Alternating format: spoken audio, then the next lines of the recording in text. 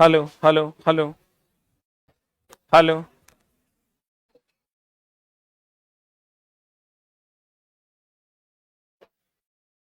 Hello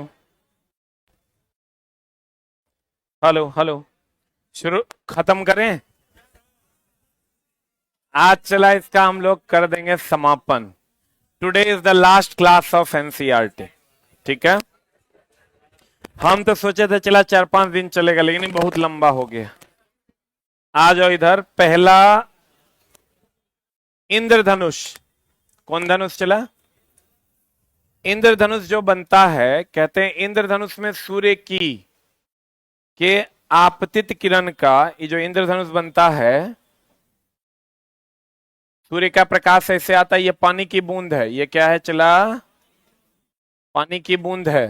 अब पानी की बूंद पर जब सूर्य का प्रकाश ऐसे पड़ता है, तो ये इसको कितने रंगों में विभक्त कर देता है? 7 रंगों में विभक्त कर देता है। कितने रंगों में विभक्त कर देता है? 6 1 7। आई हो जाता है चला बे आ नी पी ना ला। तो देखो, एक माध्यम से दूसरे माध्यम में गया, ये क्या होता है? अपवर्तन। थोड़ा सा इसको चला एनसीईआरटी के हिसाब से ठीक कर लो। हम भी अपने आप को ठीक किए हैं, क्योंकि इसका क्वेश्चन थोड़ा सा गड़बड़ देता है।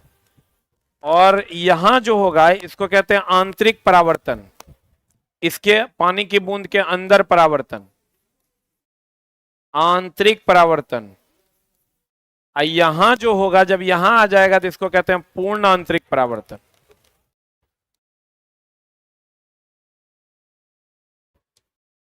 आई 7 रंगों में विभक्त होगा, इसको कहते हैं वर्ण विक्षेपण। जल्दी लिख।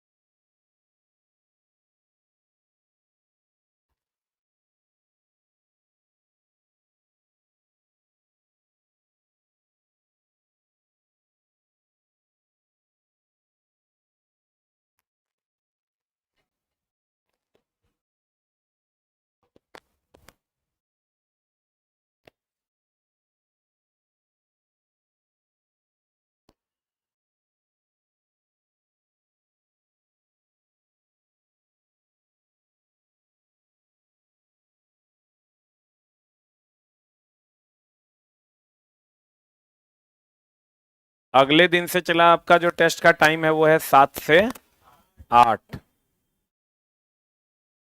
हो गया? अरे लिख लिए? ये ध्यान रखिएगा, आंतरिक परावर्तन और पूर्ण आंतरिक परावर्तन में ये चला पहला ऑप्शन मारना। ये नहीं रहेगा तो अब मारना पूर्ण आंतरिक परावर्तन। अगर हम झोल एनसीईआरटी में दिया हुआ है, ये दूसरा ऑप्शन होगा। ये मुख्य कारण है। मुख्य कारण अगर पूछेगा तो क्या हो जाएगा चला?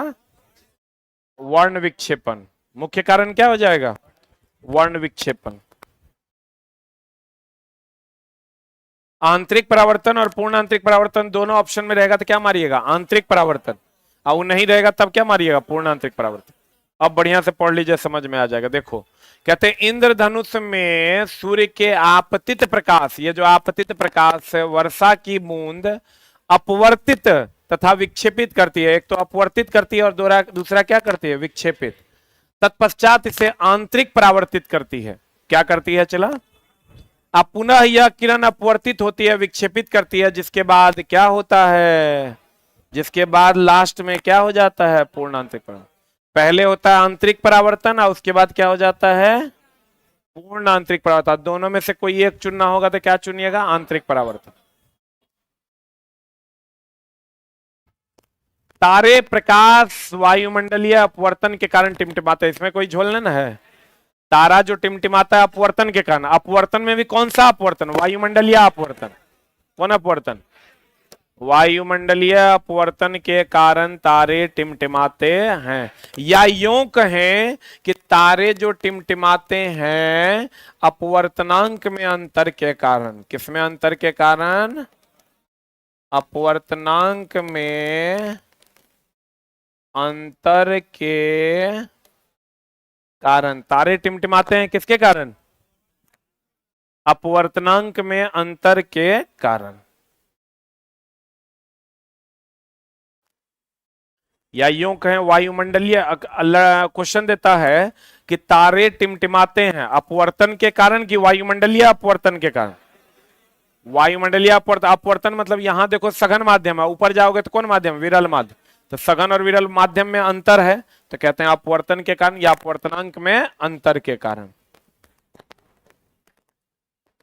अपवर्तनांक में अंतर के कारण क्या होता है? अपवर्तन। जितना ज्यादा अपवर्तनांक में अंतर होगा वही क्या है? अपवर्तन है। तारों को पृथ्वी से बहुत दूर होने के कारण प्रकाश का, इसे क्या माना जाता है? बिंदु स्रोत माना जाता है, क्योंकि ये तारे बहुत अधिक दूरी पर होते हैं। अन्य ग्रह पृथ्वी के नजदीक होने के कारण प्रकाश का वास्तविक और विस्तृत स्रोत है। जैसे सूर्य, सूर्य को हम लोग विस्तृत स्रोत मानते हैं, जबकि तारे को हम लोग बिंदु स्रोत मानते हैं। सूर्य को क्या मानते हैं? चला, सूर्य हमारा विस्तृत स्रोत है। सूर्य क्या है? विस्तृत स्रोत है। और तारा क्या है? लिख लो, बिंदु स्रोत है।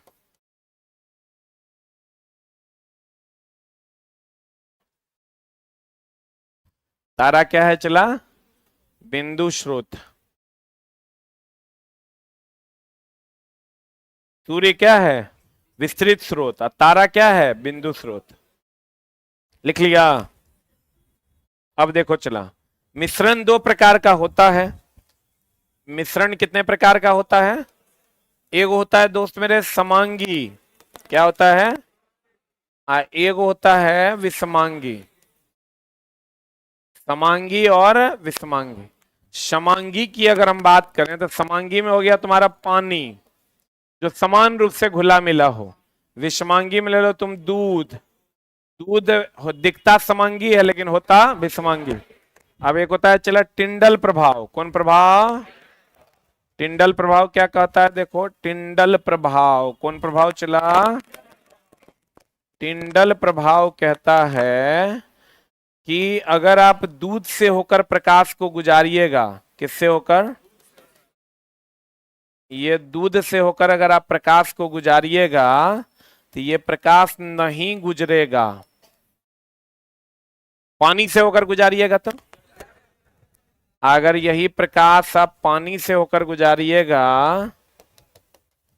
अगर इसमें आप पानी डाल दीजिए, आप पानी से होकर प्रकाश को गुजारिएगा तो प्रकाश गुजर जाएगा। तो इसका मतलब विषमांगी विलयन से प्रकाश गुजरता है कि नहीं गुजरता है? असमांगी से गुजरता है ना। इस दूध को हम लोग कोलाइड भी कहते हैं। क्या कहते हैं? और ये जो टिंडल प्रभाव में नहीं गुजरने की घटना है इसको प्रकीर्णन भी कहते हैं। क्या कहते हैं? देखो, टिंडल प्रभाव कहता है कि जब कोलाइड विलयन से प्रकाश को गुजारा जाता है तो प्रकाश का क्षय हो जाता है, अर्थात प्रकीर्णन हो जाता है। यही घटना कौन प्रभाव है? टिंडल प्रभाव। दूध क्या है? समांगी कि विषमांगी? दूध क्या है? विषमांगी। इसका मतलब समांगी विलयन के साथ टिंडल प्रभाव नहीं होता है, विषमांगी विलयन के साथ टिंडल प्रभाव होता है। लिख।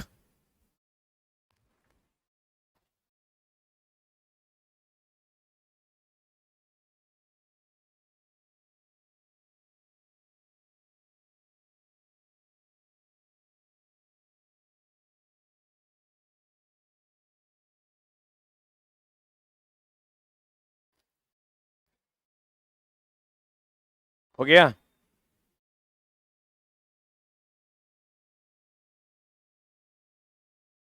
टिंडल प्रभाव कहता है विषमांगी विलयन से प्रकाश पार नहीं कर पाएगा और समांगी विलयन से प्रकाश पार कर जाएगा।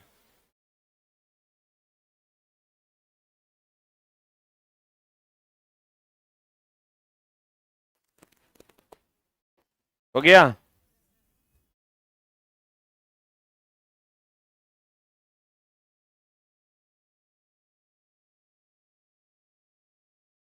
दूध कौन विलयन है? कोलाइड। तो आपको कहेगा टिंडल प्रभाव का संबंध किस विलयन से है? कोलाइड विलयन से। प्रकाश के किस घटना से? प्रकीर्णन से। हो गया।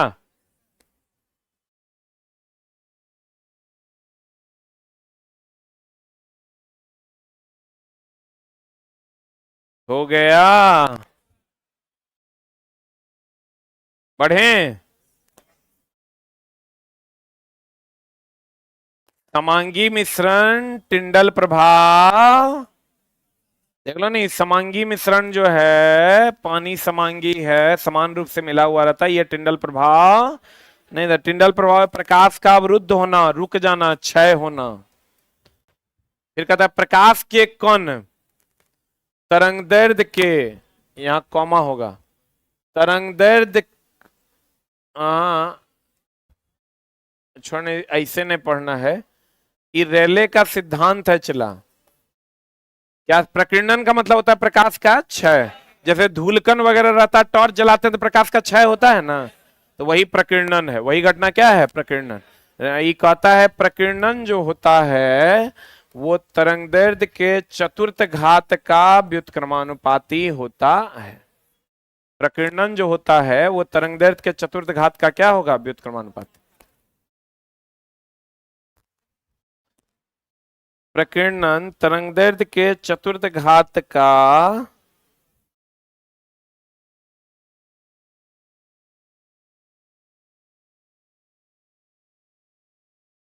प्रकीर्णन तरंगदैर्ध्य के चतुर्थ घात का क्या होता है? व्युत्क्रमानुपाती।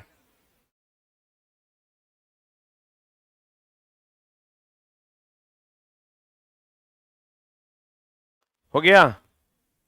कणों का साइज अधिक होने पर प्रकीर्णित प्रकाश कैसा प्रतीत होगा? श्वेत।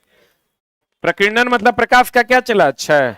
अब देखो, अगर तुम देखोगे तो बताओ सबसे कम क्षय किसका होता है? लाल का। नीचे से ऊपर जाओगे, लिख लेना, बे आ नी ह पी ना ला। नीचे से ऊपर जाने पर तरंगदैर्ध्य क्या होता है? बढ़ता। लेकिन प्रकीर्णन क्या होगा? प्रकीर्णन यानी क्षय जो है वो क्या होता है? घटता। तो बताओ सबसे कम क्षय किसका होगा? सबसे कम प्रकीर्णन इसी का होता है, सबसे कम प्रकीर्णन। और सबसे अधिक प्रकीर्णन किसका होगा? सबसे अधिक प्रकीर्णन किसका होगा? वैज्ञानिक का। जल्दी लिख।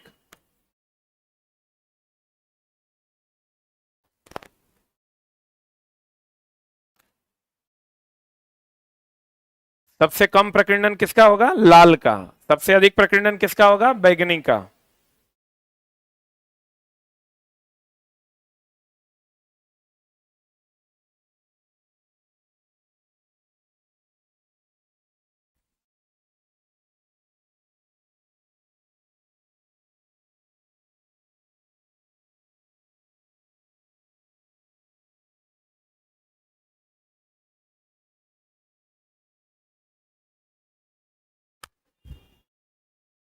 हो गया।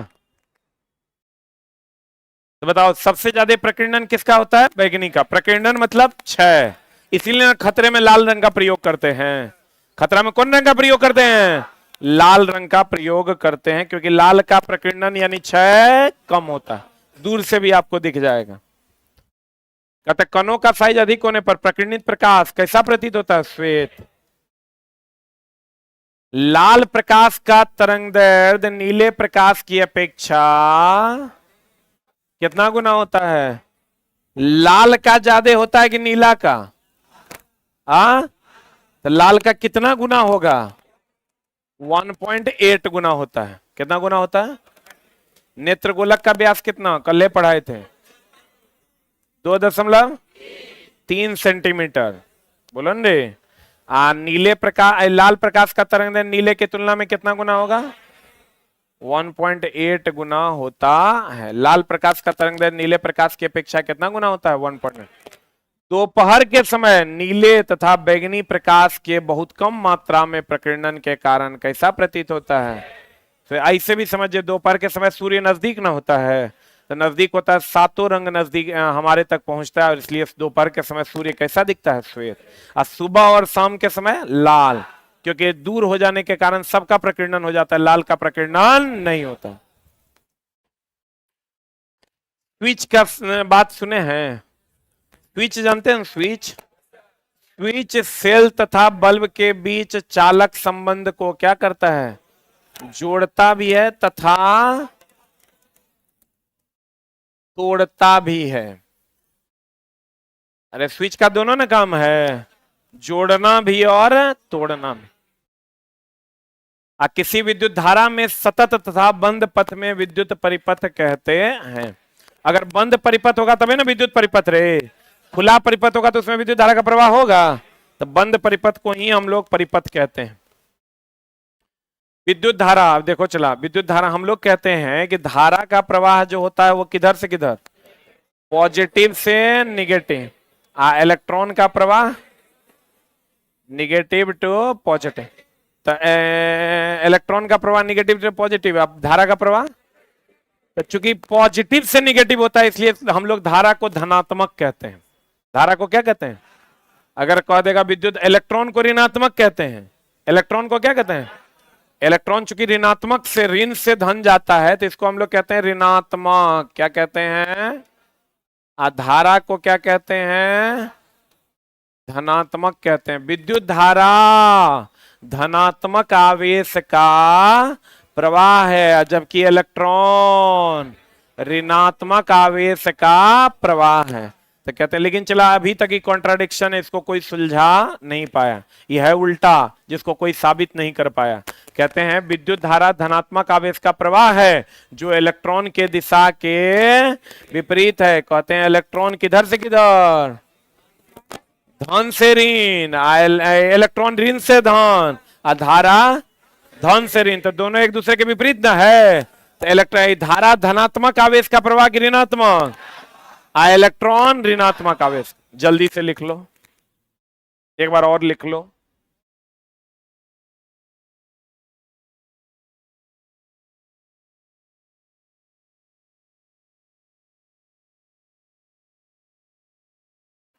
धारा का प्रवाह पॉजिटिव से किधर, निगेटिव।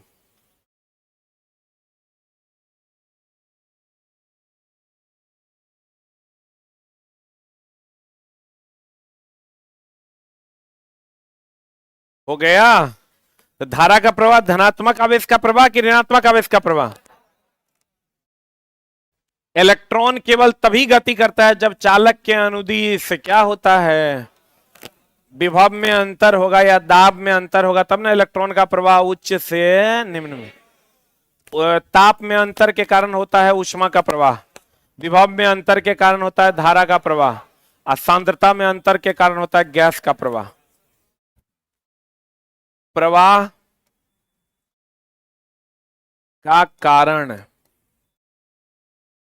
धारा प्रवाह का कारण है, धारा प्रवाह का कारण कभी कभी यहां इसलिए दिए हैं, चला विभवांतर की जगह कभी कभी दाब भी दे देता है। धारा प्रवाह का कारण है विभवांतर, द्रव प्रवाह का कारण है स्तर में अंतर, और ऊष्मा प्रवाह का कारण है तापांतर, गैस प्रवाह का कारण है सांद्रता या घनत्व। दोनों देता है, कोई एक मारना। सांद्रता दोनों नहीं देता है, कोई एक देता है, या घनत्व में अंतर। अगर दोनों दे दिया भूल से तो सांद्रता मारिएगा, सांद्रता या घनत्व में अंतर। यहां विभवांतर के साथ साथ कभी दाब भी दे देगा, इसीलिए ये लाइन हमें ऐड कर दी है। इलेक्ट्रॉन केवल तभी गति करता है जब चालक के अनुदिश दाब या विभवांतर होता है। धारा प्रवाह किसके अंतर के कारण होगा? विभवांतर के। द्रव का प्रवाह लेवल में अंतर के कारण, ऊष्मा का प्रवाह तापांतर के कारण, गैस का प्रवाह सांद्रता या घनत्व में अंतर के कारण।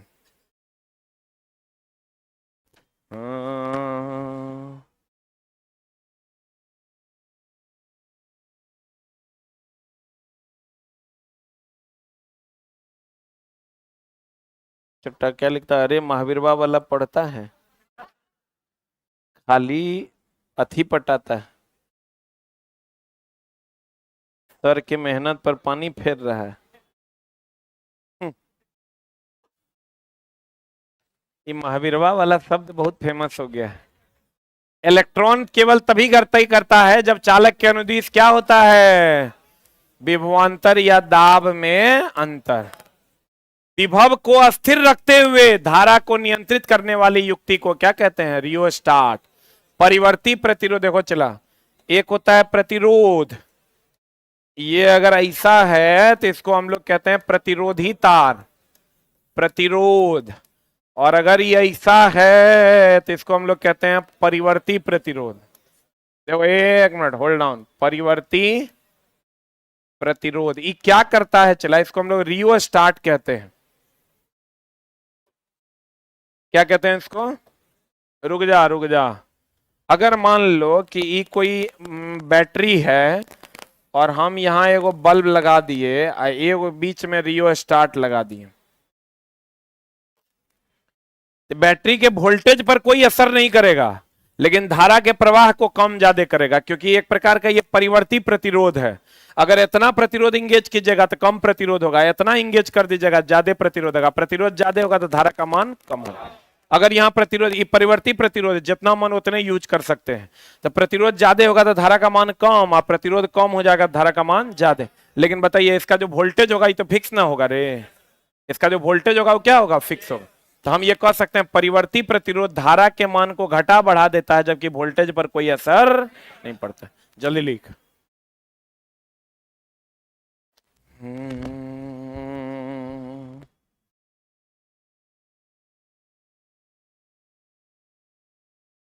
एएलपी के एग्जाम का डेट आ गया, 1 जून से है।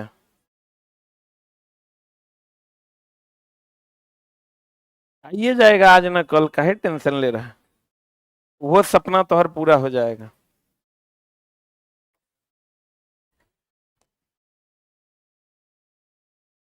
भगवान से मनाओ कि एक आध महीना लेट हो ताकि तुम पढ़ सको।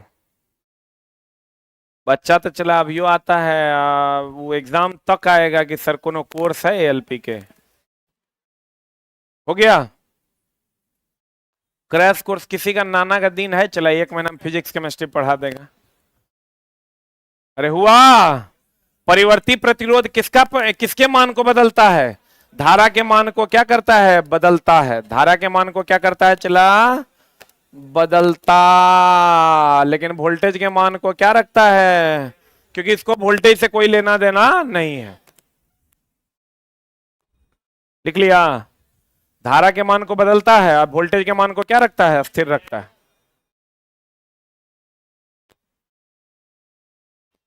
देखो क्या कर रहा है, विभव को अस्थिर रखते हुए, विभव मतलब वोल्टेज ना, धारा को नियंत्रित करना अर्थात कम या ज्यादा करने वाली युक्ति को रियोस्टाट परिवर्ती प्रतिरोधक कहते हैं। किसको अस्थिर रखेगा? वोल्टेज को। किसको बदलेगा? धारा को। किसको बदलेगा?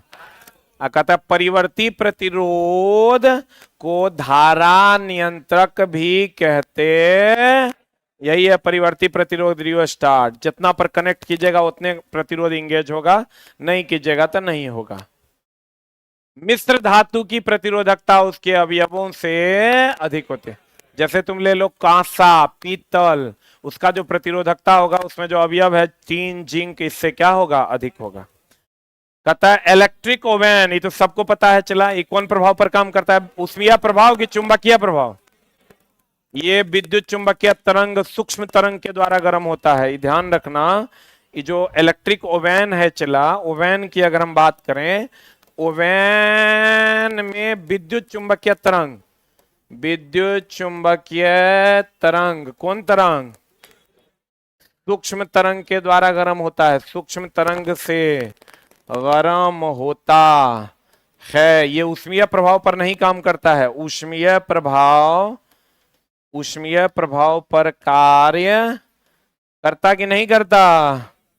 नहीं करता। इसका जो बर्तन होता है वो बोरोसिलिकेट का होता है। किसका होता है? हम बार बार बताए हैं, बहुत बार बताए हैं, इसका बर्तन किसका होता है?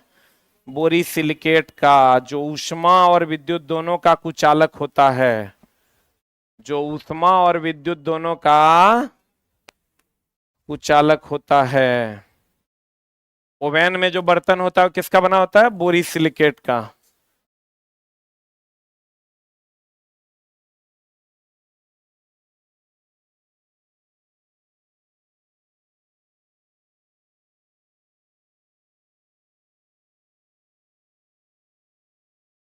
हो गया?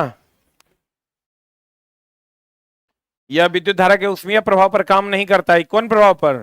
विद्युत चुंबकीय तरंग, यानी कौन तरंग? सूक्ष्म तरंग, जिसको हम लोग माइक्रोवेव्स कहते हैं, उसके द्वारा गर्म होता है। किसके द्वारा गर्म होता है? माइक्रोवेव्स के द्वारा गर्म होता है। इसमें बर्तन किसका होता है? बोरोसिलिकेट का। किसका बर्तन होता है? बढ़े? हम ये कह सकते हैं कि इलेक्ट्रिक ओवन विद्युत धारा के कौन प्रभाव पर काम करता है? चुंबकीय प्रभाव पर आधारित है। दैट इज विद्युत चुंबकीय तरंग के द्वारा यह गर्म होता है। बताओ चला, प्रकाशीय यंत्र के रूप में किसका उपयोग करते हैं? टंगस्टन। ऊष्मीय यंत्र के रूप में नाइक्रोम। ये पता है ना?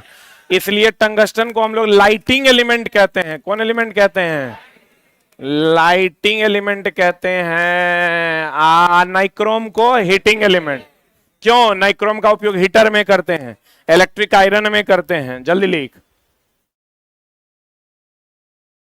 इसका गलनांक और प्रतिरोध उच्च की निम्न? गलनांक और प्रतिरोध इसका क्या होता है? उच्च होता है।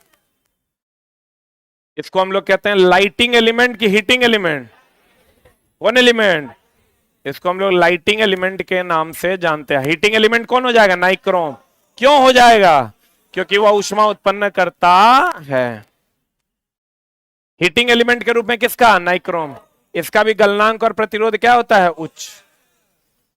ये सब क्वेश्चन आपको मिलेगा, चला मिलता भी होगा। अगला, फ्यूज के रूप में सीसा और टीन, इसका गलनांक कम, प्रतिरोध उच्च होता है। आइए दोनों में अगर पहला ऑप्शन मारना होगा तो गलनांक कम मारेंगे, और दोनों साथ में रहेगा तो दोनों मारेंगे। गलनांक कम, प्रतिरोध उच्च। फ्यूज की चालकता उच्च की निम्न?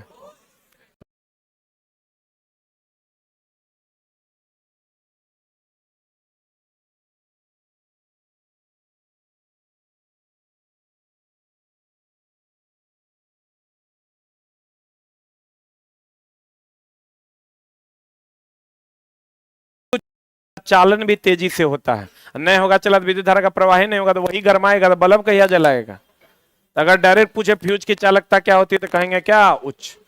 आई चला देख लो, पूरा एक जगह लिखल है। शक्ति, वाट शक्ति का कौन सा मात्रक है? सही मात्रक। एचपी शक्ति का व्यवहारिक मात्रक। किलोवाट शक्ति का बहुत बड़ा मात्रक। बोलो हाँ। 1 BTU ब्रिटिश थर्मल यूनिट बराबर 1055 जूल या 252 कैलोरी। ये तो सबको पता होगा। 1 यूनिट बराबर 3.6, जैसे सबको पता है 3.6 × 10⁵ जूल, 10⁶ जूल, लेकिन होता है 36 गुना 10⁵ जूल भी। आप ही जानते हैं 3.6 × 10⁶ जूल, जानते हैं ना? इसी से ही आया है। क्या हो गया? हाँ वही हुआ। अरे वो हमारा इतना मैथ आता है। ये पॉइंट जो है यहां से उड़ा नीचे आया, ये ऊपर गया तो 5 हो गया। ऐसा बात करता है तो तापे गोबरे समझता है कि रे छोटा, इसी से ही आया है। लेकिन इसका दोनों रूप आप जानिए। इसको और अगर थोड़ा सा ये करोगे तो 3600 किलो जूल भी होता है। 3600 किलो जूल।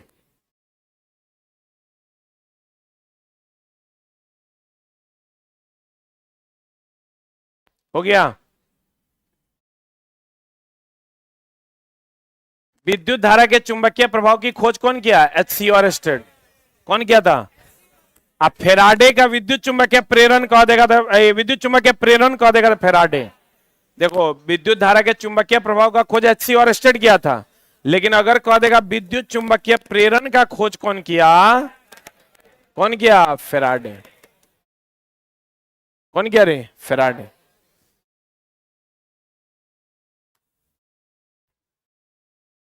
हो गया। विद्युत चुंबकीय प्रभाव का खोज कौन किया? एचसी और स्टेड। लेकिन विद्युत चुंबकीय प्रेरण का खोज कौन किया? फेराडे। चुंबकीय क्षेत्र की तीव्रता का मात्रक क्या है? ऑर्स्टेड। क्या है चला? ऑर्स्टेड। याद रखना होगा। अब एगो चीज ध्यान रखना, हम हमेशा बच्चों को बताते हैं कि इसका प्रॉपर वे में आप ध्यान रखिएगा कि विद्युतीय क्षेत्र कहे या विद्युतीय तीव्रता कहे, एक ही बात है। विद्युतीय क्षेत्र कहे या विद्युतीय तीव्रता कहे, ये दोनों एक ही बात है। चुंबकीय क्षेत्र कहे, चुंबकीय क्षेत्र कहे या चुंबकीय क्षेत्र की तीव्रता कहे, चुंबकीय क्षेत्र की तीव्रता कहे, जब ये तीव्रता लग जाएगा तो ये सदिश राशि होगा। कौन राशि होगा? और विद्युतीय विभव कहे, विद्युतीय विभव कहे या चुंबकीय विभव कहे, ये दोनों, विभव एक प्रकार का कार्य है। विभव एक प्रकार का क्या है? कार्य है। तो ये अदिश राशि, हम खाली इसके माध्यम से आपको ये बताना चाह रहे थे कि चुंबकीय क्षेत्र और चुंबकीय क्षेत्र की तीव्रता एक के है, विद्युतीय क्षेत्र और विद्युतीय क्षेत्र की तीव्रता एक ही है। जल्दी लिख।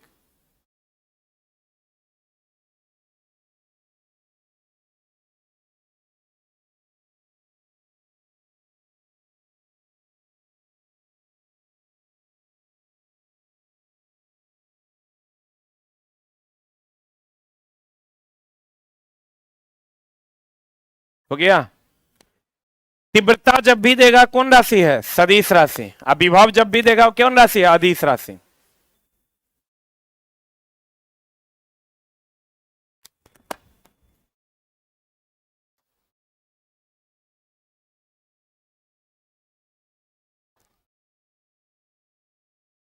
विद्युतीय क्षेत्र की तीव्रता कहे या विद्युतीय क्षेत्र कहे, चुंबकीय क्षेत्र की तीव्रता कहे या चुंबकीय क्षेत्र कहे।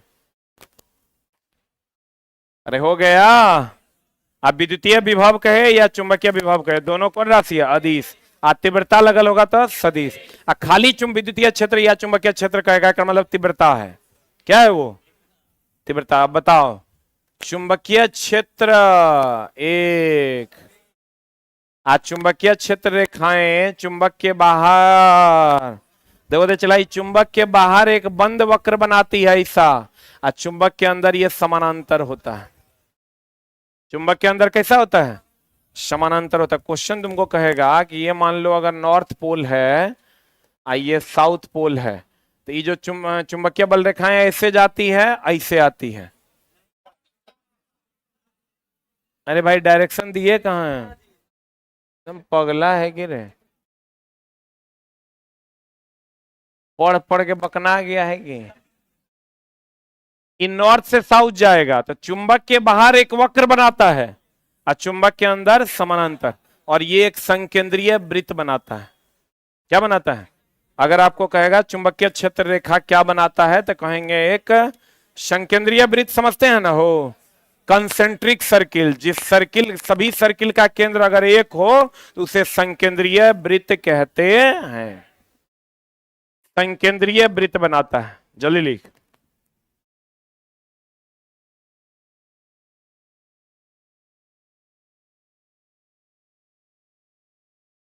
हो गया। चुंबकीय बल रेखाएं एक संकेंद्रीय वृत्त बनाती है, और चुंबक के बाहर एक बंद वक्र बनाती है, और चुंबक के अंदर कैसी होती है? समानांतर।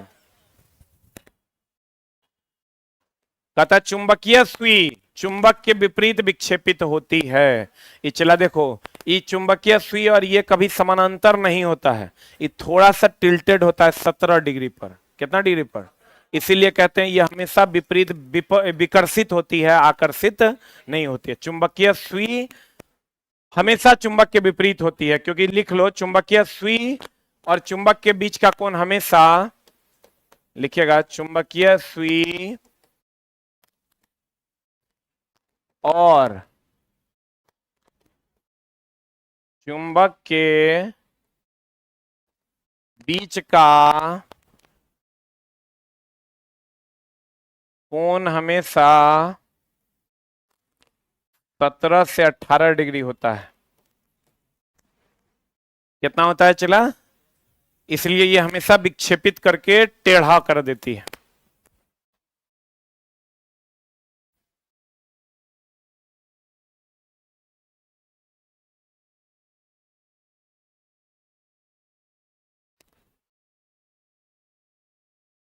मैथ का डेली क्लास 8 से 9 में स्टार्ट होगा रोशन सर का, मंडे से यूट्यूब के ऊपर।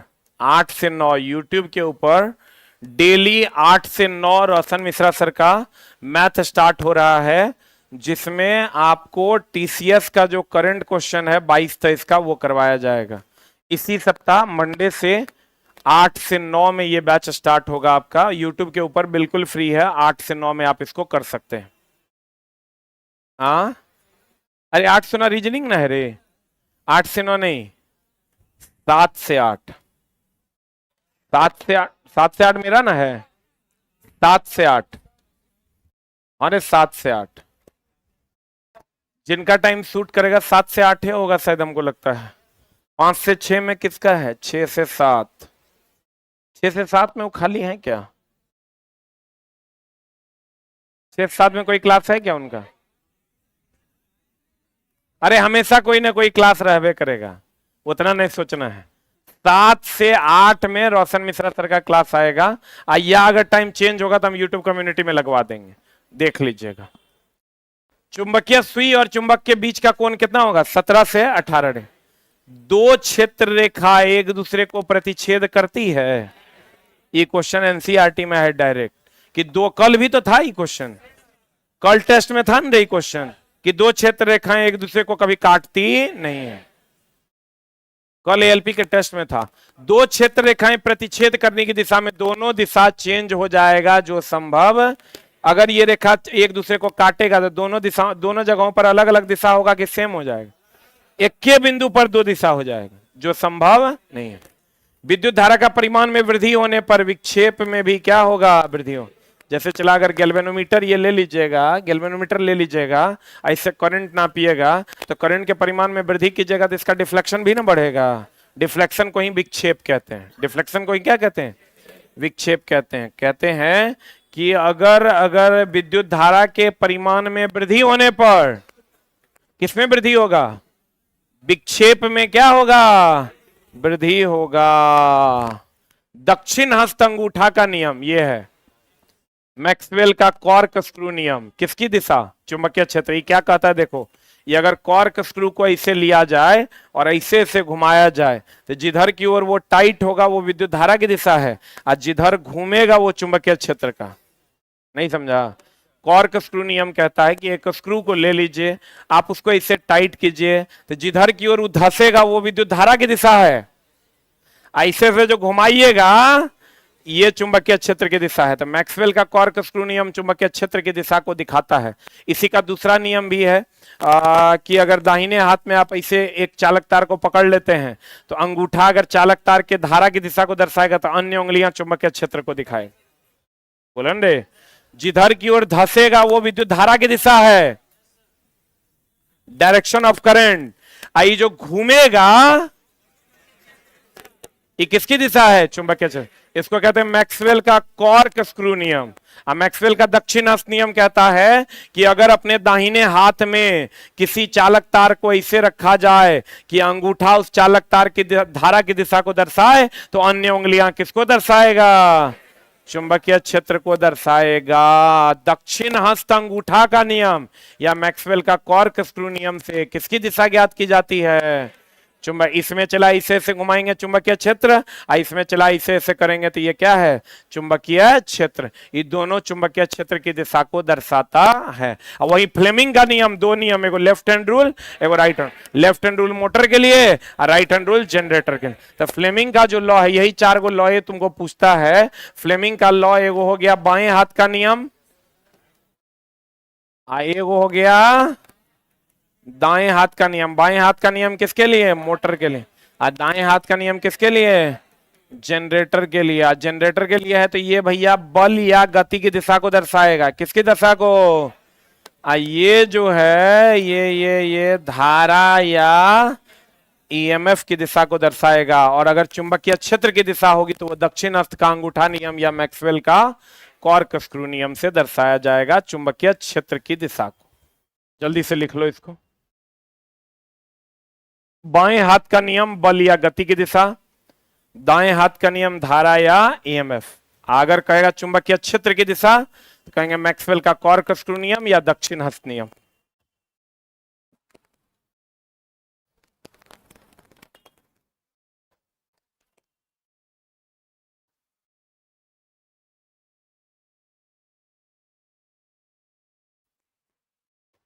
हो गया।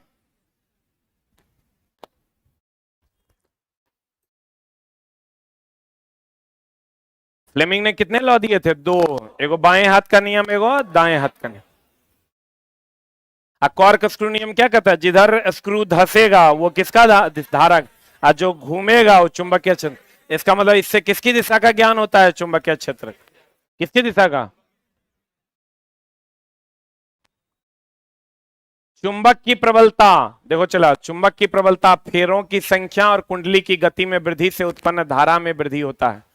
एक लाइन में ही समझिए, ये कॉइल है और ये चुंबक है। जितना तेजी से आप चुंबक को अप डाउन कीजिएगा धारा का परिमाण उतना ज्यादा हो, चाहे वो ले जाने की गति चाहे वो निकालने की गति। एएलपी का क्वेश्चन है, अगर आप पढ़े होंगे तब मिला होगा 9:20 में जो हम पढ़ाते हैं उसमें हम पढ़ाए थे कि ये जो धारा का परिमाण बढ़ेगा उसका 2 रीजन है।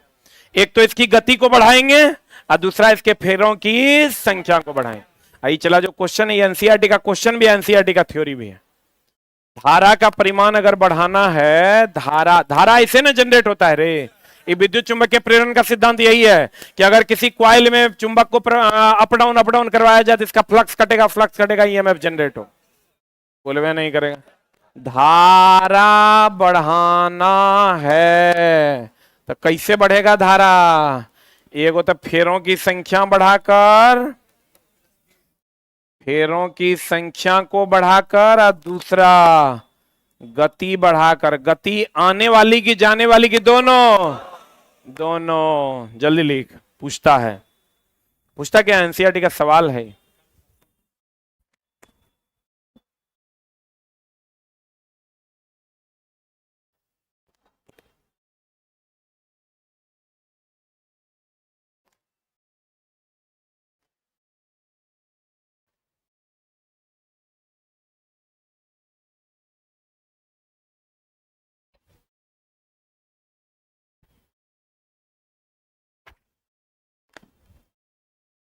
रीजनिंग का टेस्ट आज दिए थे आप लोग, कैसा पढ़ा रहे हैं मास्टर, बहुत बढ़िया।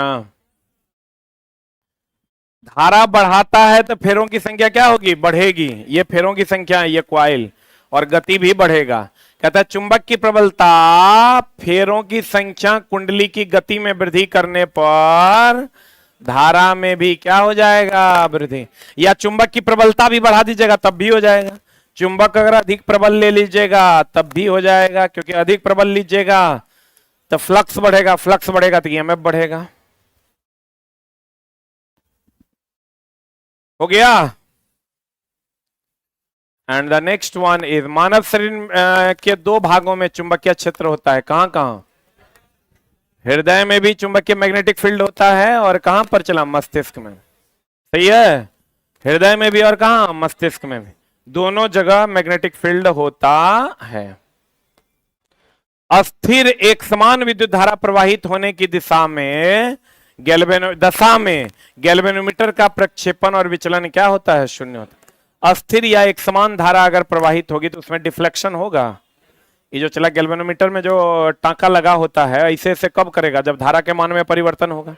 एक समान धारा बहेगा तो उसमें कोई डिफ्लेक्शन होगा, एक जगह वो रुकल रहेगा। जितना धारा 2 एम्पियर है तो 2 एम्पियर पे रुकल रहेगा, बोले वह नहीं करेगा। कहता स्थिर या एक समान विद्युत धारा प्रवाहित होने की दशा में गैल्वेनोमीटर का प्रक्षेपण या विचलन कितना हो जाएगा, शून्य हो जाएगा। धारा अगर बदलेगा तो डिफ्लेक्शन इसका क्या हो जाएगा, बदलेगा। एक समान रहेगा तो कोई परिवर्तन होगा, नहीं होगा। वह प्रक्रम जिसके द्वारा किसी चालक में परिवर्तित क्षेत्र के कारण अन्य चालक में धारा प्रेरित होता है विद्युत चुंबकीय प्रेरण। अभी तुरंत ने बताया अगर फ्लक्स कटेगा तो क्या जनरेट होगा, ईएमएफ। और यही घटना क्या है, विद्युत चुंबकीय प्रेरण, जिसकी खोज कौन किया था, फेराड किया था। कौन किया था, फेराड। हम बोले विद्युत धारा के चुंबकीय प्रभाव का खोज एचसी और स्टेड किया, लेकिन विद्युत चुंबकीय प्रेरण का खोज कौन किया था, कौन किया, फेराड। अब देखो चला, एक बात बताओ, आवृत्ति किसको कहते हैं। ये लाइन बड़ा सुंदर है। आवृत्ति किसको कहते हैं, एक दोलन पूरा करने में लगा समय, वो आवर्तकाल कहते हैं। एक दोलन पूरा करने में लगे समय को आवर्तकाल कहते हैं। एक सेकंड में दोलनों की संख्या को आवृत्ति कहते हैं। एक सेकंड में दोलनों की संख्या को आवृत्ति कहते हैं। हमको ये बताओ, अल्टरनेटिंग करंट जो है इतने में ना अपन दिशा बदल लेता है, ये पॉजिटिव या नेगेटिव, ये पॉजिटिव या नेगेटिव, इतने में ना दिशा बदलता है, बोले वे नहीं करें। आवर्तकाल की अगर हम बात करें, हमको बताओ फ्रीक्वेंसी इसका कितना होता है, 50 हर्ट्ज होता है। आवृत्ति दिया हुआ है, आवर्तकाल कितना हो जाएगा, टी बराबर 1/f। तो 1/f का मान कितना हो जाएगा, 50। 1/50 बोले तो 0.02 सेकेंड। तो 0.02 सेकेंड हो गया आवर्तकाल। यानी यहां से लेकर एक दोलन पूरा करने में लगा समय, मतलब ये एक दोलन हुआ यहां से लेकर यहां तक, इसमें जो समय लगेगा वही ना आवर्तकाल है। तो यहां से यहां तक समय लगा 0.02 सेकेंड। तो यहां से यहां तक का समय तब कितना हो जाएगा,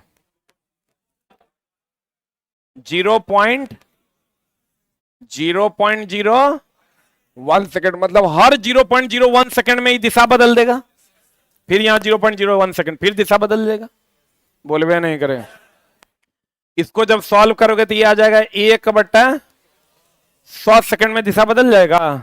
हम ये कह सकते हैं अल्टरनेटिंग करंट का आवृत्ति 50 हर्ट्ज, आवर्तकाल 0.02 सेकेंड, और हर 0.01 सेकेंड में ये अपनी दिशा को क्या कर देगा, बदल देगा। अर्थात 1/100 सेकेंड में 0.01 को हम 1/100 सेकेंड लिख सकते हैं। 1/100 सेकेंड में ये अपनी दिशा को क्या कर देगा, बदल दे। जल्दी लिख।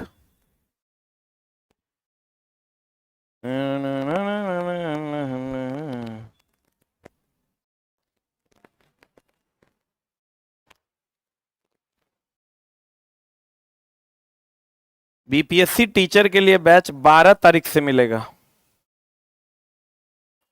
12 तारीख दिन शुक्रवार से।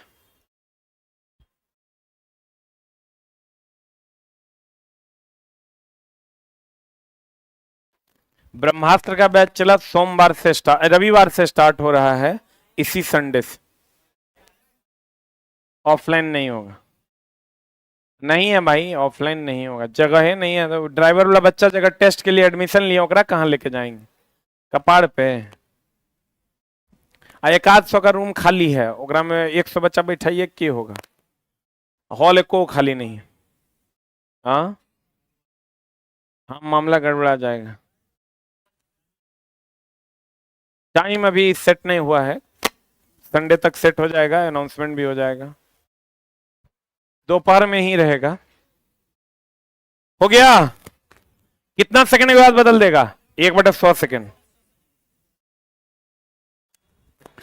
प्रत्यावर्ती धारा हर 1/100 सेकंड अर्थात 50 हर्ज के बाद अपनी दिशा बदल देगी। जब विद्युतमय यानी हो गया लाइव वायर, लाइव वायर समझता है रे, मेन वायर, लाइव तार तथा उदासीन तार दोनों सीधे संपर्क में आते हैं तो शॉर्ट सर्किट हो जाता है। काट दो इसको, शॉर्ट सर्किट होता है। ओवरलोडिंग तब होगा चला जब हम यंत्र अधिक लगा देंगे। जब लाइव और न्यूट्रल आपस में मिल जाएगा तो क्या हो जाएगा? Short circuit. ओवरलोड का मतलब ज्यादा यंत्र का लग जाना। एक को पंखा की जगह 10 को पंखा लगा देंगे, क्या हो जाएगा चला? शॉर्ट सर्किट हो जाएगा। साइकिल चलाने में बता चला हमारे शरीर में जो रासायनिक ऊर्जा है वो किस ऊर्जा में बदलता है? पेशीय ऊर्जा में। अब पुनः पेशीय ऊर्जा, देखो शरीर का रासायनिक ऊर्जा पेशीय ऊर्जा में बदलता है, पेशीय ऊर्जा यांत्रिक ऊर्जा में बदलता है। बोले वे नहीं करेगा। कहते हैं चला साइकिल चलाने में, क्या चलाने में, ये आपके पास है रासायनिक ऊर्जा, ये रासायनिक ऊर्जा बदल जाता है पेशीय ऊर्जा में, ये पेशीय ऊर्जा बदल जाता है यांत्रिक ऊर्जा में। बोलो ने, साइकिल चलाने में रासायनिक ऊर्जा पेशीय ऊर्जा में, अब पुनः पेशीय ऊर्जा यांत्रिक ऊर्जा में बदल जाता है। ऊर्जा के स्रोत में कोयला का उपयोग किसके लिए? कोयला के उपयोग से ही औद्योगिक क्रांति आई थी। कोयला का उपयोग, अभी वो अलग बात है कि धीरे धीरे वो समाप्त हो जाएगा, लेकिन कोयला के उद्योग से ही पहली बार क्या आया था? औद्योगिक क्रांति आया था। इसी को द्रव सोना कहते हैं। जल विद्युत संयंत्र में संचित स्थितिज ऊर्जा को, ये जो स्थितिज ऊर्जा होता है यहाँ, इसी से न विद्युत उत्पन्न करते हैं, जबकि यह प्रक्रिया जल में, देखो स्थितिज ऊर्जा से हम लोग विद्युत ऊर्जा निकालते हैं, लेकिन गति जो होता है पानी का उससे न विद्युत निकलता है। तो कहेगा पानी के किस प्रक्रिया द्वारा विद्युत उत्पन्न होता है? गति के द्वारा। किसके द्वारा? जबकि बांध में होता कौन ऊर्जा है? स्थितिज ऊर्जा। स्थितिज ऊर्जा से विद्युत ऊर्जा मिलता है, लेकिन पानी की किस क्रिया के द्वारा? किस क्रिया के द्वारा? दोनों क्वेश्चन अलग अलग है। तुमको कह देगा कि बताइए विद्युत संयंत्र में संचित स्थितिज ऊर्जा किसमें बदलती है? विद्युत ऊर्जा में। जबकि यह प्रक्रिया जल की कौन ऊर्जा द्वारा होता है? कौन ऊर्जा द्वारा? गतिज ऊर्जा के द्वारा। देखो यहाँ स्थितिज ऊर्जा है, ये स्थितिज ऊर्जा विद्युत ऊर्जा में बदलता है, लेकिन जल के कौन प्रक्रिया के द्वारा? कौन प्रक्रिया के द्वारा? गतिज ऊर्जा के द्वारा। जैव गैस, जैव गैस वही हो गया, कौन गैस रे? बायोगैस, गोबर गैस।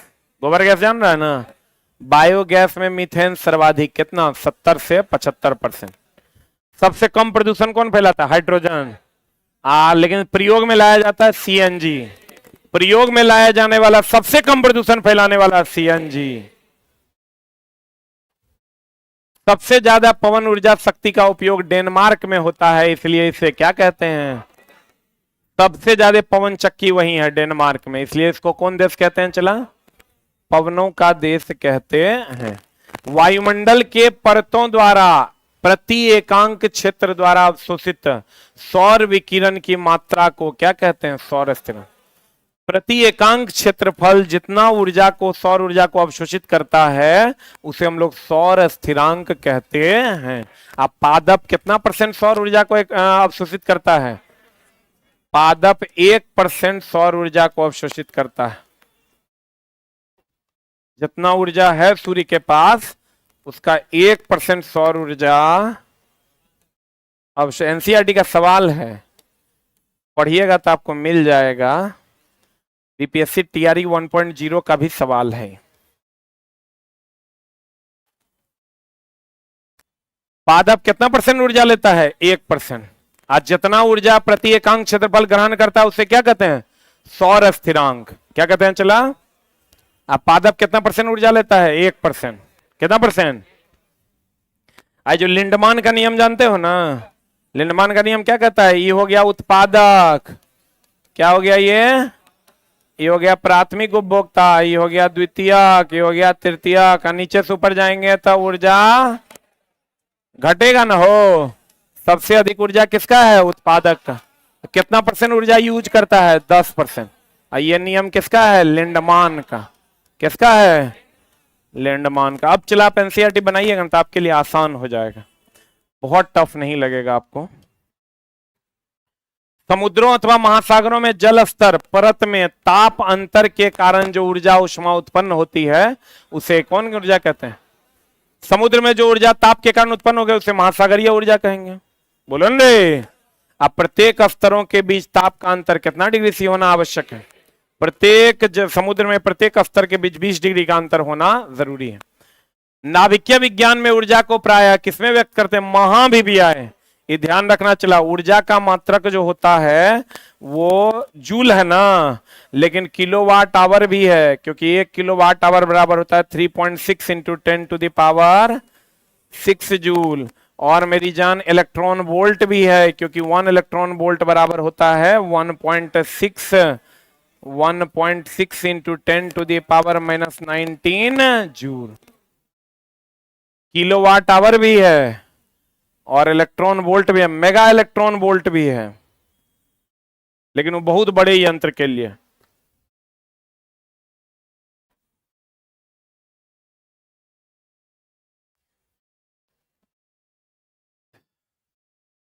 आई लगता है हो जाएगा ना रे। हम तो चला बोल दिए तो अपना जुबान निभा रहे हैं। मतलब हमको लग रहा था कि 4-5 दिन ये 100-125 पढ़ा देंगे, 4 दिन बहुत हो गया। जैसे खाली पढ़ देते तब तो कोई दिक्कत नहीं था, खत्म हो जाता, लेकिन पढ़ाएंगे। कैसा लगा तुम लोग को क्लास? पक्का? चलो। कहता नाभिकीय विज्ञान में ऊर्जा की प्राय इलेक्ट्रॉन वोल्ट में व्यक्त किया जाता है। हम लोग जो विद्युत ऊर्जा खपत करते हैं उसमें किलोवाट आवर में, ऊर्जा को किलोवाट आवर में, नाभिकीय विज्ञान में इलेक्ट्रॉन वोल्ट में, क्योंकि दोनों किसके बराबर है? जूल के बराबर। और जूल किसका मात्रक है? ऊर्जा का। अभी तुरंत बताए थे चला, हाइड्रोजन को स्वच्छ ईंधन माना जाता है क्योंकि ये सबसे कम प्रदूषण फैलाता है, परंतु उपयोग में आने वाला स्वच्छ ईंधन क्या है? सीएनजी। हाइड्रोजन गैस हम लोग उपयोग नहीं करते।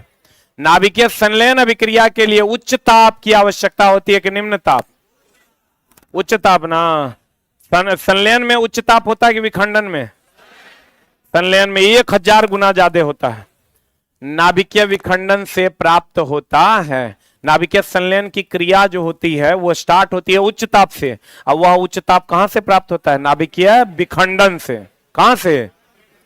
तो कहते हैं वे पदार्थ जो जैविक प्रक्रम द्वारा अपघटित हो जाते हैं उसे, देखो एक होता है जैव निम्नीकरणीय, एक होता है जैव अनिम्नीकरणीय। Biodegradable, non biodegradable. निम्नीकरणीय जो सड़ जाता हो, अनिम्नीकरणीय जो नहीं सड़ता हो, जैसे प्लास्टिक। अनिम्नीकरणीय में अगर आओगे तो ये अनिम्नीकरणीय में कौन हो जाएगा? प्लास्टिक। प्लास्टिक, शीशा, ये सब क्या है? अनिम्नीकरणीय। अनिम्नीकरणीय का इंग्लिश होता है non biodegradable. Non biodegradable, non biodegradable. कहता वे पदार्थ जैविक प्रक्रम द्वारा अपघटित, अपघटित हो जाते हैं मतलब क्या हो जाते हैं? सड़ जाते हैं, उसे जैव निम्नीकरणीय कहता है। जो नहीं सड़ेगा अनिम्नीकरणीय। बोलो दे। ट्रिपल आर थ्योरी सुना है? Reduce, reuse, recycle. इससे हम अपने वातावरण को क्या कर सकते हैं? बचा सकते हैं। ये सब डायरेक्ट एनसीईआरटी का क्वेश्चन है, पढ़िए तो आपको पता चलेगा।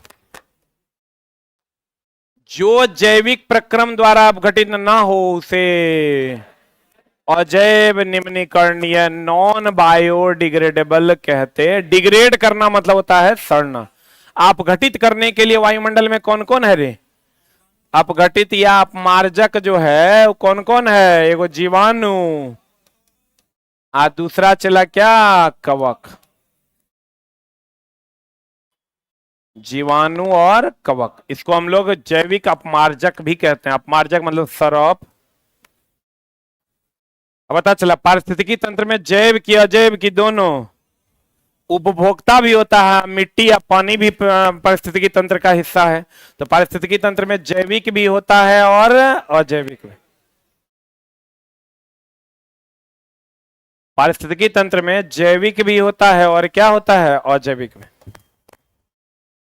वन, नदी, तालाब, झील, प्राकृतिक पारितंत्र तथा बगीचा, खेत, क्या है चला करना। वन तो प्राकृतिक है, ये है, नदी भी, तालाब भी, झील भी, बगीचा हम लोग बनाते हैं, खेत कृत्रिम पारितंत्र का हिस्सा है। पादप स्वपोषी, पादप स्वपोषी की नहीं, पादप बोलो या स्वपोषी बोलो, अरे बोले में नहीं करेगा, पादप बोलिए या स्वपोषी। प्रथम श्रेणी के पोषी स्तर में है, सबसे पहला वही ना है रे। कहते हैं प्राथमिक उपभोक्ता, अरे छोटा ये देखो सबसे नीचे कौन, पादप, इसके बाद प्राथमिक उपभोक्ता, इसके बाद तो हमको ये बताओ, पादप प्रथम श्रेणी में है, अब प्राथमिक उपभोक्ता द्वितीय श्रेणी में है। अरे बुझा रहा है, ये पहला श्रेणी, दूसरा, तीसरा, चौथा श्रेणी। प्राथमिक उपभोक्ता प्राथमिक श्रेणी में है कि पहले श्रेणी में है कि दूसरे श्रेणी में, और द्वितीय उपभोक्ता तीसरे श्रेणी में, और तृतीय उपभोक्ता चौथे श्रेणी में। इस सब एनसीईआरटी का सवाल है, देगा तो म्याज बुलंद कर देगा। कहते हैं प्राथमिक उपभोक्ता कौन श्रेणी में, द्वितीय श्रेणी के पोषी स्तर में, द्वितीयक श्रेणी का उपभोक्ता तीसरे श्रेणी के पोषी स्तर में है। पता नहीं बुझाया कि नहीं बुझाया, बुझाया पक्का। ये जब जाएगा ना चला इसके साथ सामान्य विज्ञान में, जब 700 वन लाइनर घुसेगा तब गेम में मजा आएगा, जब आपका सवाल भी बनेगा।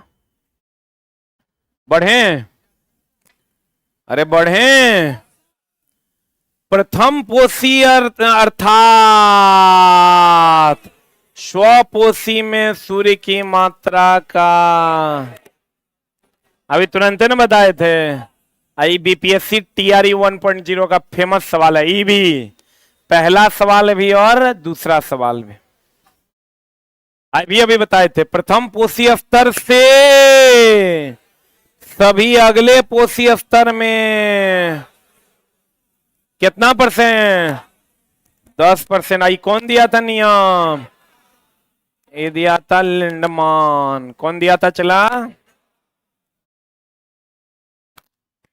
सामान्यतः निचले पोषी स्तर उत्पादक में जीवों की संख्या, सबसे ज्यादा जीवित जीव यहीं पाए जाते हैं, क्योंकि यहाँ पर चला जीवाणु भी है, कवक भी है, जैविक भी है, बहुत पादप भी है, तो सबसे ज्यादा यहीं ना पाया जाता है।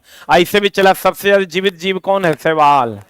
और उस कहाँ है? उत्पादक में कि उपभोक्ता में? कहाँ है? तो कहते हैं सामान्यतः निचले पोषी स्तर में जीवों की संख्या अधिक होती है, ऊर्जा भी अधिक होता है। ऊर्जा भी क्या होता है? अधिक होता है। कहता ऊर्जा के स्थानांतरण में ह्रास होता है कि वृद्धि होता है? वो नीचे से ऊपर जो 10% ऊर्जा का स्थानांतरण होता है, तो ह्रास होता है कि वृद्धि होता है? ऊर्जा के स्थानांतरण में ह्रास ऊर्जा का सामान्यतः कौन ऊर्जा में रूपांतरण होता है? ऊष्मा ऊर्जा में रूपांतरण होता है। इसलिए जो जो ऊपर आप जाइएगा गर्म जीव पैदा होते हैं। कैसे जीव पैदा होते हैं? जो जो आप ऊपर जाते जाइएगा जीवों की गर्मी जो है वो बढ़ती जाएगी, उसकी ऊर्जा अधिक होती है, ऊष्मा ऊर्जा में बदलती है। ऊर्जा अधिक नहीं होती, ऊष्मा ऊर्जा में बदलती है। अब देखो चला ऊर्जा का प्रवाह एक दिशीय होता है। ये सब एनसीईआरटी है, जाके खोल के देखना, पलटोगे या क्वेश्चन मिल जाएगा एग्जाम्पलर में क्वेश्चन। एक दिशीय होता है, मतलब उत्पादक से इधर की ओर होगा। बताओ तो कुत्ता से ऊर्जा मिलेगा रे पौधा को? द्विदिशात्मक नहीं होता है। एकरा से मिलेगा खरगोश को, खरगोश को खाएगा सांप, और सांप को खाएगा लोमड़ी, जे भी खाएगा, कुत्ता नहीं खाएगा। नीचे से ऊपर जाएगा तो ऊर्जा में क्या होगा? 10% का स्थानांतरण होगा, ऊर्जा घटेगा। फिर कुत्ता से कभी इसको फायदा नहीं होगा। तो ऊर्जा एक दिशात्मक है कि द्विदिशात्मक है? कैसा है? ऊर्जा का प्रवाह हमेशा एक दिशीय होता है। ओजोन का निर्माण एक मिनट, हम लोग क्या पढ़ते हैं? पराबैंगनी किरणों के द्वारा ओजोन परत, ओजोन परत के द्वारा पराबैंगनी किरणों को रोका जाता है। अरे ये पढ़ता है ना, सूर्य का प्रकाश से जो ये किरणें आ रही है तो ये पराबैंगनी किरण कोई रोक न देता है। पराबैंगनी किरण को कौन रोकता है? ओजोन परत जो कौन मंडल में होता है? समताप मंडल में। ये रोक देता है। लेकिन चला एक बात और जानिए कि पराबैंगनी किरण से ही ओजोन परत का निर्माण भी होता है। क्लोरोफ्लोरोकार्बन जो हम लोग छोड़ते हैं इससे नष्ट होता है। आपको कहेगा बताओ ओजोन परत का निर्माण किससे होता है? पराबैंगनी किरण से। आई नष्ट किससे होता है? क्लोरोफ्लोरो कार्बन से। बुझा रहा है कि ना? आई ओजोन परत का नष्ट होना मतलब छेद होना, मतलब पतला होना। क्या होना? पतला होना। आज के सेट में है, आज एलपी के सेट में है। घूर्णन गति बढ़ने से लोलक का आवर्तकाल बढ़ जाता है। घूर्णन गति करते हुए लोलक का आवर्तकाल होता है T बराबर 2π√ω/g।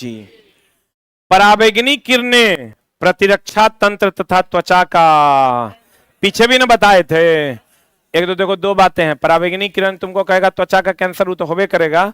प्रतिरक्षा तंत्र मतलब WBC का जो निर्गमन होता है तुम्हारे शरीर में, उसको भी क्या कर देगा? कम कर दे।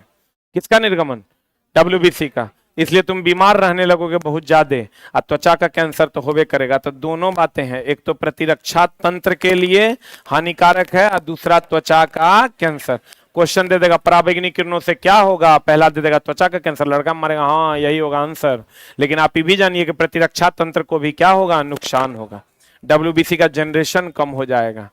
कॉलीफॉर्म जीवाणु, डायरेक्ट एनसीईआरटी का सवाल है ये। एनसीईआरटी एग्जाम्पलर में आप जाइएगा, आपको ये सवाल मिल जाएगा। और बीपीएससी TRE 1.0 का भी सवाल है।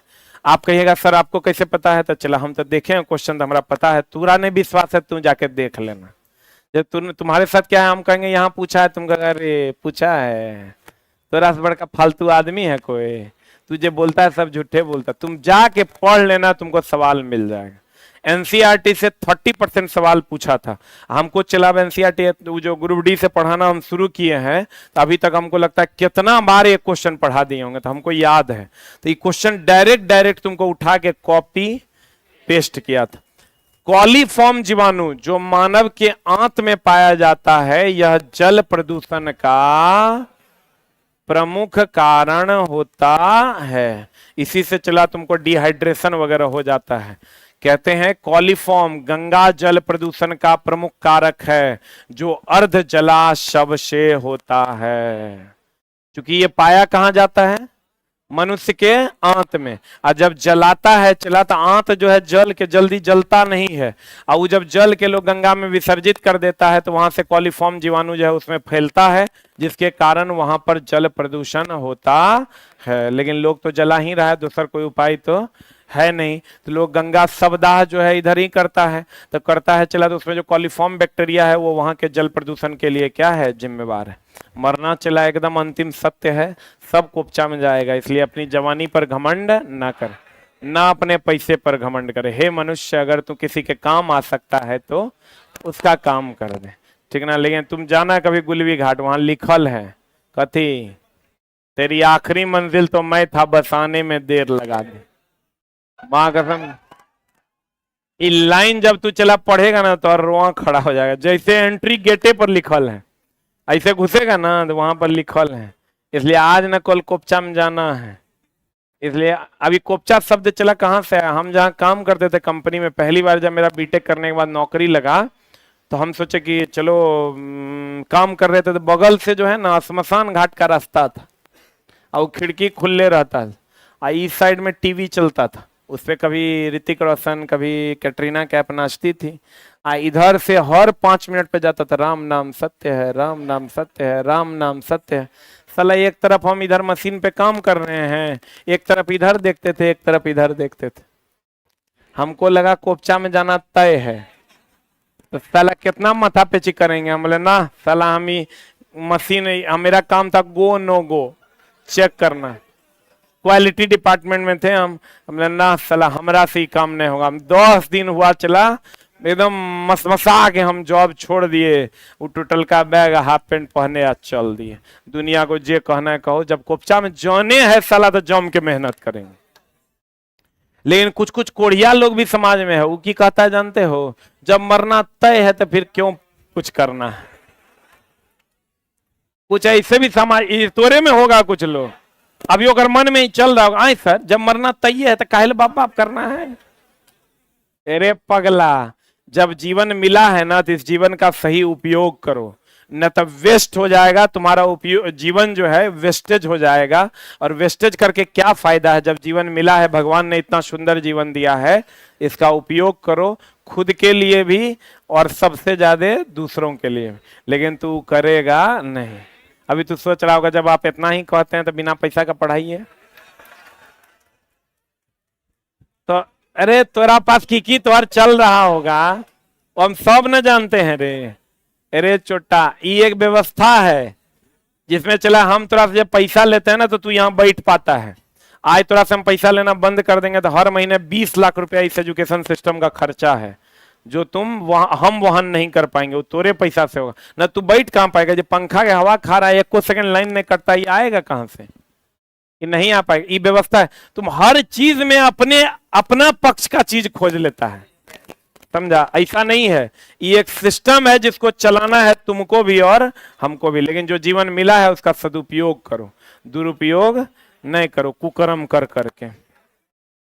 तो देखो आपको कहेगा कि बताइए गंगा जल प्रदूषण का जो कारण है वो कौन है, कॉलीफॉर्म। कॉलीफॉर्म कहाँ पाया जाता है, मनुष्य की आंत में, और इसी से जल प्रदूषण होता है।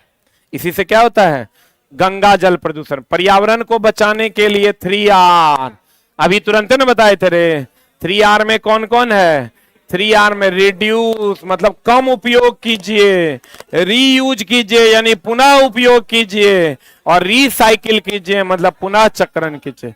जो सड़ने वाला नहीं है उसको पुनः चक्रण, जैसे प्लास्टिक उसको पुनः चक्रण कीजिए, लोहा उसको पुनः चक्रण करके आप यूज कीजिए, यानी रिड्यूस कम उपयोग। अगर पर्यावरण को बचाना है रीयूज और क्या रिसाइकिल। बता, मोलस्का जंतु जगत का दूसरा सबसे बड़ा समूह है, कौन, मोलस्का। और यही ना चला तापमान के हिसाब से अपना लिंग बदल लेता है। कहता तरंगदैर्घ्य कम होने पर के कारण प्रकाश सीधी रेखा में चलता हुआ प्रतीत होता। हम बोले थे प्रकाश कैसी रेखा में चलता है, सीधी रेखा। क्यों चलता है, कितनों घुमाएगा तो कंटेंट जाने के बाद इसके जैसा सामान्य विज्ञान से क्वेश्चन इधर उधर हिलेगा नहीं। आज जबकि मात्र 700 लाइन डालेंगे, 700 लाइन डालने के बाद पूरा एनसीईआरटी इसके बस में होगा, 6 to 10 पूरा एनसीईआरटी इसके जैसा सामान्य विज्ञान के बस में होगा। चला, अगर तुमको कहेगा प्रकाश सीधी रेखा में गमन करता है, ये तो सब जानता है। प्रकाश की प्रकृति कैसी होती है, कल पढ़ाए थे अनुप्रस्थ, कैसी होती है, प्रकाश की प्रकृति अनुप्रस्थ होती है। प्रकाश सीधी रेखा में गमन करता है, लेकिन क्यों गमन करता है, तरंगदैर्घ्य कम होने का। आप कहोगे प्रैक्टिकली आप बता दीजिए कैसे, तो देखो इसका तरंगदैर्घ्य होता है 2 श्रृंगों के बीच की दूरी। अगर 2 श्रृंगों के बीच की दूरी साफे कम होगी, कैसा गमन करेगा, सीधी रेखा। सीधा हो जाएगा चला तो श्रृंग बनवे नहीं करेगा, गर्त बनवे नहीं करेगा, तो 2 श्रृंगों गर्तों के बीच की दूरी लगभग 0 न हो जाएगी। तो जब तब सीधी रेखा हो जाएगा कि नहीं हो जाएगा, टेढ़ा होगा तो हो जाएगा तरंगदैर्घ्य, सीधा हो जाएगा तब तो तरंगदैर्घ्य 0 रे, क्योंकि 2 लगातार श्रृंग और लगातार गर्त के बीच की दूरी को तरंगदैर्घ्य कहते हैं। आइए अगर सीधा है तो तरंगदैर्घ्य 0 है, 0 है तब ना सीधी रेखा में है। इसका मतलब अगर सीधी रेखा में गमन कर रहा है, इसका मतलब तरंगदैर्घ्य का मान लगभग 0 है, अर्थात कम है कि ज्यादा है। बुझा रहा है, नहीं बुझा रहा है।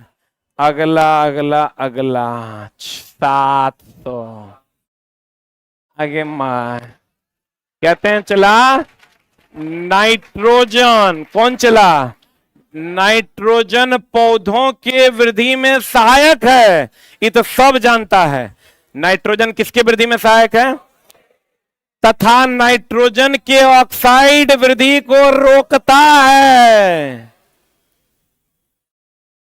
बुझा रहा है, दोनों क्वेश्चन बनेगा अब इसके जैसा सामान्य विज्ञान से, इसलिए तुम लोग इसका प्रचार भरपूर करना, आने वाले नस्लों को यही किताब बताना, ठीक है ना।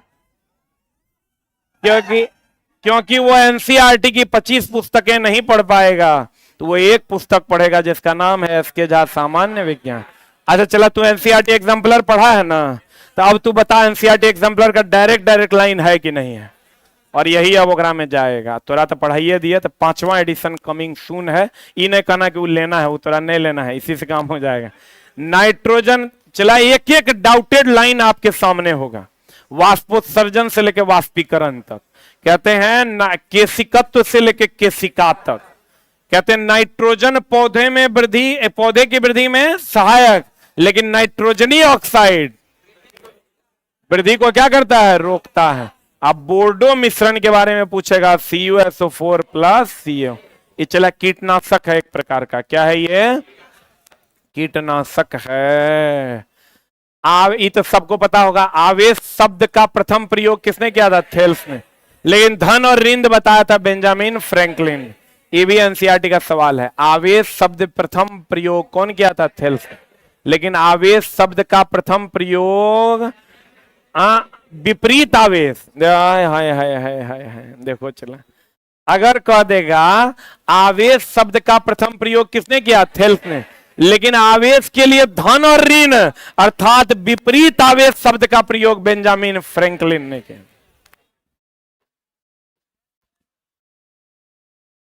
बोल रहे, भारत की सबसे बेहतरीन पुस्तक एसके झा सामान्य विज्ञान, ठीक है। चला, एपीजे अब्दुल कलाम साहब के किताब पर हम देखे उस दिन की लिखा हुआ था 3 लाख प्लस पुस्तक बिकी है, मेरी किताब चला 12 लाख प्लस बिकी है। हम एपीजे अब्दुल कलाम को नमन करते हैं, हम ये नहीं कहते हैं हम उनसे बड़े हो गए हैं, हम उनके आगे चला एकदम चूजा से भी चूजा हैं। लेकिन किताब की अगर हम बात करें, बच्चों ने इसको इतना पसंद, क्योंकि एपीजे अब्दुल कलाम साहब की किताब बच्चों के उतने यूज में नहीं आई है, या वो बच्चे पढ़ना नहीं चाहते क्योंकि उसका रिजल्ट नहीं है, वो सोचते हैं हमको जीवन वन नहीं बदलना, हमको नौकरी लेना है, इसलिए ये किताब इतनी बिकी है। 12 लाख अप्रॉक्स किताब अभी तक मार्केट में, हमको लगता है ऐसा कोई रूम नहीं है जिस रूम में तुम घुस जाओगे तो इसके जहां सामान्य विज्ञान तरह दिखाई नहीं दे। और हमको ऐसा लगता है चला, पढ़ा के हमको जितनी सफलता मिली, जितनी पॉपुलैरिटी मिली, उससे ज्यादा पॉपुलैरिटी हमको इसके जहां सामान्य विज्ञान दे दिया। कहते हैं चला, आवेश शब्द का प्रयोग कौन किया, थेल्स किया, और विपरीत आवेश शब्द किसने, बेंजामिन फ्रैंकलिन ने किया। क्लियर है। प्रथम बार आवेश उत्पन्न किसने किया, फेराडे ने, लेकिन आवेश का संचरण किसने बताया, क्रिचॉप्स ने। ये लिख लो चला, आवेश का संचरण के बारे में कौन बताया, क्रिचॉप्स ने बताया। किसने बताया, क्रिचॉप्स ने। हा आवेश उत्पन्न कौन किया था, फेराडे ने, विद्युत चुंबकीय प्रेरण का सिद्धांत देकर। लेकिन भैया आवेश का संचरण के बारे में किसने बताया, क्रिचॉप्स ने। किसने बताया, क्रिचॉप्स ने। आवेश शब्द का प्रयोग किया थेल्स ने, विपरीत आवेश धन और ऋण शब्द का प्रयोग किया बेंजामिन फ्रैंकलिन ने। आवेश उत्पन्न करने की बात कही फेराडे ने, आवेश संचरण की बात कही क्रिचॉप्स ने। प्रथम और द्वितीय नियम देकर, धारा रूल, नोड रूल और जंक्शन रूल देकर के। वास्तविक गैस, आदर्श गैस वह गैस है जिसका न कोई विरोध हो, न स्थान छेदता हो, न श्यानता हो, न संपीड्यता हो, उसे हम लोग कौन गैस कहते हैं, आदर्श। आदर्श आदमी थे एपीजे अब्दुल कलाम साहब। आदर्श लोग वह लोग होते हैं जिसका कोई विरोध नहीं होता है। कहते हैं वास्तविक गैस आदर्श गैस के नियम का पालन उच्च ताप तथा निम्न दाब पर होता है। ये आइडियल केस है, प्रैक्टिकली प्रूव्ड है, आपको याद रखना होगा।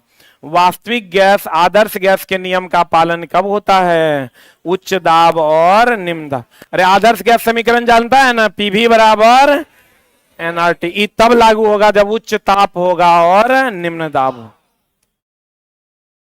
हाइड्रा कौन चला, हाइड्रा खतरा महसूस होने पर हिप्नोटॉक्सिन नामक रसायन छोड़ता है।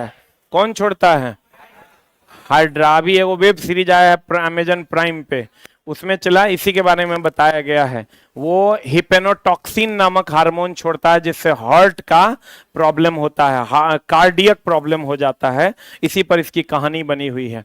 अभी हम 2 पार्ट देखे थे, थोड़ा सा 10-10 मिनट करके देख रहे हैं। उसमें होता क्या है, और कोकून भी एगो चला, एक जीव है जो कोकून छोड़ता है, उससे भी कार्डियक प्रॉब्लम होता है। जैसे रेशम से कोकून मिलता है ना तुमको, वैसा ही एक जीव होता है जो कोकून छोड़ता है, जाली बनाता है, उससे भी कार्डियक प्रॉब्लम होता है बहुत सारे जीवों को। बहुत सारे जीव बहुत अधिक समय तक अगर जंगल में हैं और सोए हुए हैं और उस पे उसका वो जाल बना देता है तो उसका हार्ट अटैक से क्या हो जाता है, मृत्यु हो जाता है। कहते हैं हाइड्रा खतरा महसूस होने पर हिपेनोटॉक्सिन नामक क्या छोड़ता है, रसायन छोड़ता है जो जहरीला होता है।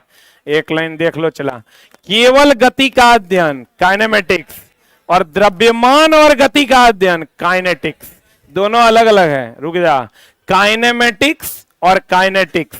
केवल गति का अध्ययन करेंगे तो क्या हो जाएगा, काइनेमेटिक्स, और द्रव्यमान और गति दोनों का अध्ययन करेंगे तो क्या हो जाएगा, काइनेटिक्स। ये ध्यान रखना चला, काइनेमेटिक्स केवल गति का अध्ययन, और द्रव्यमान और गति दोनों का अध्ययन करेंगे तो काइनेटिक्स। अब जब इतना पढ़ाइए दिए तो एक लाइन थोड़ी छोड़ देंगे, एक लाइन और है। अब कहां है,